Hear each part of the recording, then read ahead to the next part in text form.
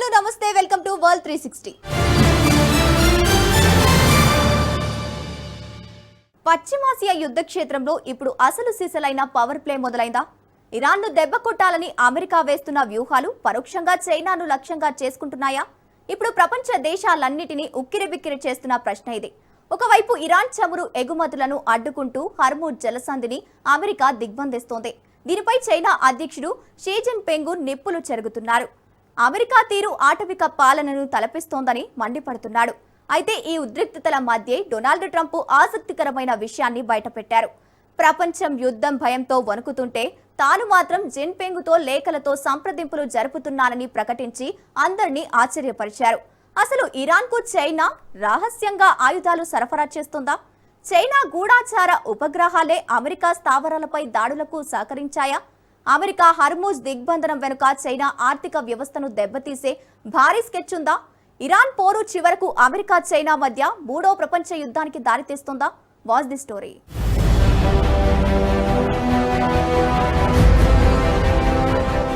Iran యుద్ధంలోకి dragon entry ఇస్తోందా?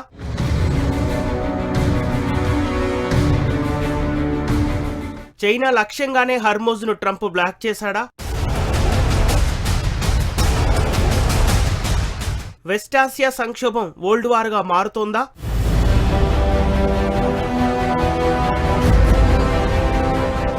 Iran యుద్ధంలోకి China మరింత డీప్ గా వెళ్తోందా? ఈ ప్రశ్న ఇప్పుడు ప్రపంచాన్ని ఆందోళనకు గురిచేస్తోంది. హర్ముజ్ జలసంధిని అమెరికా దిగ్బంధనంతో పట్టు బిగిస్తోంది. మరోవైపు బీజింగ్ మాటల యుద్ధానికి దిగుతోంది. హర్ముజ్ జలసంధిని దిగ్బంధించడం ఆటవిక విధానానికి నిదర్శనమని చైనా అధ్యక్షుడు జిన్పింగ్ విమర్శించాడు. అమెరికా అధ్యక్షుడు డొనాల్డ్ ట్రంప్ మాత్రం అందుకు భిన్నమైన కథ చెబుతున్నాడు. ఈ ప్రపంచ సంక్షోభంలో కొట్టుమిట్టాడుతున్న తాను స్వయంగా జిన్పింగ్ తో లేఖలతో సంప్రదింపు జరుపుతున్నట్టు ట్రంప్ వివరిస్తున్నాడు. ఇరాన్ కు ఆయుధాలను సరఫరా చేయొద్దని లేఖలో అమెరికా అధ్యక్షుడు కోరాడు. ఎందుకంటే సైనిక పరంగా చైనా రంగంలోకి దిగితే యుద్ధం దశాదిశ మారిపోతుందని ఇప్పటికే పలు నివేదికలు వెలువడ్డాయి. ఇరాన్ కు చైనా ఆయుధాలు ఇస్తున్నట్లు తనకు సమాచారం ఉందని ట్రంప్ వాదిస్తున్నాడు. అందుకే చైనా అధ్యక్షుడికి లేఖ రాసినట్లు తెలిపాడు. ఇరాన్ కు ఆయుధాలు ఇవ్వొద్దని లేఖలో కోరినట్లు ట్రంప్ వివరించాడు. దీనికి కూడా ట్రంపే సమాధానం ఇచ్చాడు. ఇరాన్ కు తాము ఆయుధాలు ఇవ్వటం లేదని తెలిపినట్లు ట్రంప్ వెల్లడించాడు. అయితే ట్రంప్ మాటలు నమ్మదగినవేనా? కేవలం ట్రంప్ ముందే చైనా విషయంలో ఓ రాయి విసురుతున్నాడా అన్నదే ఇప్పుడు చర్చనీయాంశంగా మారింది. అన్నింటికంటే ముఖ్యంగా ఇరాన్ కు ఆయుధాలు ఇస్తున్నట్లు చైనా ధృవీకరించలేదు.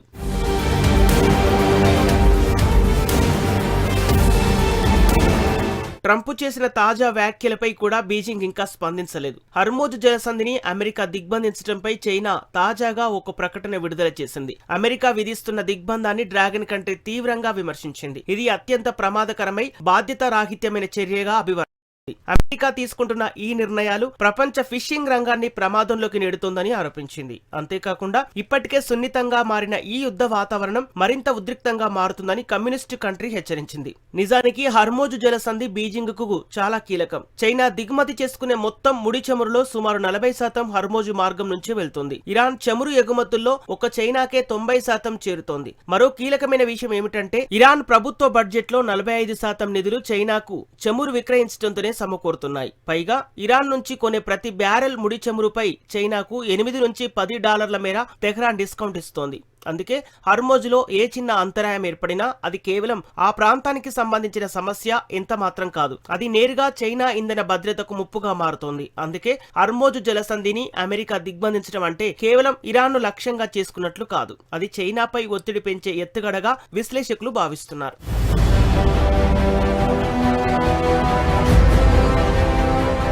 డ్రాగన్ కంట్రీని అమెరికా ఎందుకు లక్ష్యంగా చేసుకుంటోంది? విశ్లేషకుల అంచనాల్లో నిజమెంత? గత కొద్ది నెలలుగా ట్రంప్ తీసుకుంటున్న నిర్ణయాలే చైనాపై ఒత్తిడి పెంచడానికి కారణమని విశ్లేషకులు వివరిస్తున్నారు. గతంలో చైనాకు వెనిజులా చమురు అందకుండా ట్రంప్ యంత్రాంగం ప్రయత్నించింది. ఇరాన్ చమురును కూడా నిలిపివేయాలని చూస్తుందని విశ్లేషకులు క్లారిటీ ఇస్తున్నారు. ఇప్పుడు హర్ముజ్ ను దిగ్బంధించడం, ఇరాన్ పై దాడులు చేయడం అంటే పరోక్షంగా చైనాను లక్ష్యంగా చేసుకోవడమే ట్రంప్ వ్యూహంగా చెబుతున్నారు. చమురు కోసం గల్ఫ్ దేశాలపైన చైనా ఎక్కువగా ఆధారపడుతుంది. చమురు సరఫరాలో అంతరాయం కలిగితే డ్రాగన్ కంట్రీ తీవ్రంగా దెబ్బతింటుంది. అందుకే తాజాగా హర్మోజ్ ను అమెరికా దిగ్బంధించిన చర్యను ప్రమాదకరంగా చైనా విదేశాంగ మంత్రిత్వ శాఖ పేర్కొంది. రెండు పక్షాల మధ్య కాల్పుల విరమణ ఒప్పందం అమలులో ఉండగానే అమెరికా తమ సైనిక మొహరింపులను భారీగా పెంచింది. ఇరాన్ పోర్టులకు నౌకల రాకపోకలు సాగించకుండా దిగ్బంధిస్తోంది. అమెరికా చర్య పశ్చిమాసియాలో ఉద్రిక్తతలను మరింతగా పెంచడమే కాదు, ఇప్పటికే బలహీనంగా ఉన్న కాల్పుల విరమణను దెబ్బతీస్తుంది. అలాగే హర్మోజ్ జలసంధి గుండా సాగే రాకపోకల భద్రతను అమెరికా ప్రమాదంలోకి నెడుతుంది. అమెరికాపై డ్రాగన్ కంట్రీ అగ్గి మీద గుగ్గిలమవుతుంది. అమెరికా చర్యను అత్యంత ప్రమాదకరమైన, బాధ్యతారాహిత్యమైన ప్రవర్తనగా చైనా మండిపడుతోంది.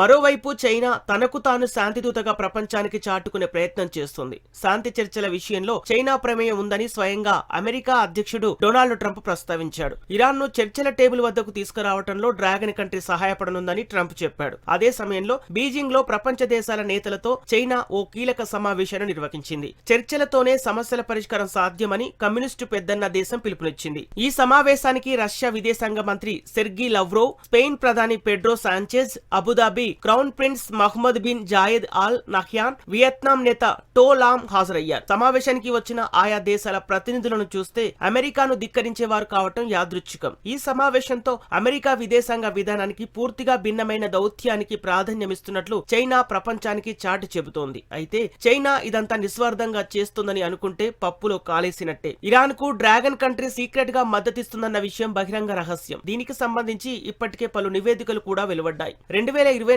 చివర్లో చైనా తయారు చేసిన గూఢాచార ఉపగ్రహాన్ని ఇరాన్ కు ఇచ్చినట్లు తెలుస్తోంది.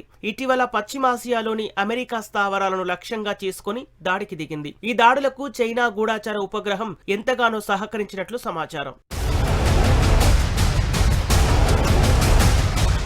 అంతేకాకుండా ఇటీవల కొన్ని నెలలుగా పశ్చిమాసియా ప్రాంతాల్లో చైనా నౌకాదళ కార్యకలాపాలు కూడా మరింతగా విస్తరించినట్లు నివేదికలు వెల్లడిస్తున్నాయి. బాబ్ అల్ మండేబు జలసంధికి సమీపంలోని జిబౌటీలో డ్రాగన్ కు సొంత సైనిక బేస్ ఉంది. అక్కడి నుంచి పనిచేస్తున్న చైనా నౌకలు ప్రస్తుతం గల్ఫ్ కు మరింత దగ్గరగా కదిలినట్లు తెలుస్తోంది. గత ఫిబ్రవరిలో చైనా తన శక్తివంతమైన విధ్వంసక నౌక ఒమెన్ గల్ఫ్ సమీపంలో మోహరించినట్లు నివేదికలు వచ్చాయి. ఈ నివేదికలను బీజింగ్ లో ఖండించింది. ఆ నివేదికలు కేవలం కల్పితాలని కొట్టిపడేసింది. పశ్చిమాసియా పరిణామాలు ఎటువైపు తీసుకెళ్తున్నాయి? హర్మోజ్ జలసంధిని అమెరికా దిగ్బంధించడంతో ఈ యుద్ధం తీవ్రత రోజు రోజుకు పెరుగుతోంది. చైనాకు ఇష్టం ఉన్నా లేకపోయినా రాబోయే రోజుల్లో కమ్యూనిస్ట్ కంట్రీ మరింత కీలక పాత్ర పోషించే అవకాశం ఉంది. చైనా అధ్యక్షుడు జింపింగ్ తో చర్చల టేబుల్ వద్ద కూర్చోటానికి ముందే ట్రంప్ ఈ ఉద్రిక్తతలను తగ్గించే ప్రయత్నం చేస్తున్నాడా, లేక బీజింగ్ తన అవకాశాలన్నింటినీ సిద్ధంగా ఉంచుకుంటోందా? డ్రాగన్ ఒక దీర్ఘకాలిక వ్యూహంతో ముందుకు సాగుతోందా? ఈ ప్రశ్నల్లో ఏది నిజమో ప్రస్తుతానికి మాత్రం తెలియదు. ఈ స్టోరీ ఇప్పుడే ముగింపునకు చేరుకోదు. కాబట్టి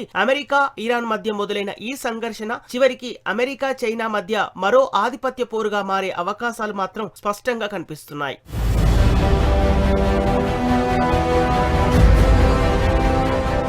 ఒకవేళ ఈ యుద్ధంలోకి చైనా ఎంట్రీ ఇవ్వకపోతే ఏ ప్రాబ్లం ఉండదు. కానీ చైనా ఎంటర్ అయితే మాత్రం పశ్చిమాసియా సంఘర్షణ మూడో ప్రపంచ యుద్ధంగా మారుతుందనడంలో ఎలాంటి సందేహం లేదు. యుద్ధంలోకి చైనా ఎంట్రీ ఇస్తుందా లేదా అన్నది అమెరికా తీసుకునే నిర్ణయాలు, చేపడుతున్న చర్యలపైనే ఆధారపడి ఉంటుంది.